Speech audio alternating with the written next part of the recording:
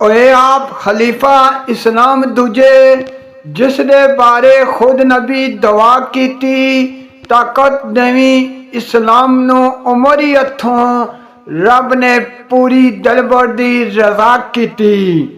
जदों दारा इस्लाम विच होए दाखल खुशी असहाब अदों बरमलाक की मख्फी कोशिश मलंगी और जाहिर गई सी जदों उमर हक दी इब्तदा की।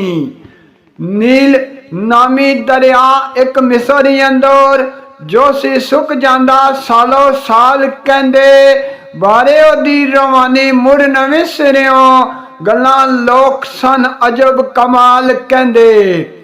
जहां तक ओवे कुर्बान ना बकरा एक तां तक चाल ना होंदी बहाल कहंदे।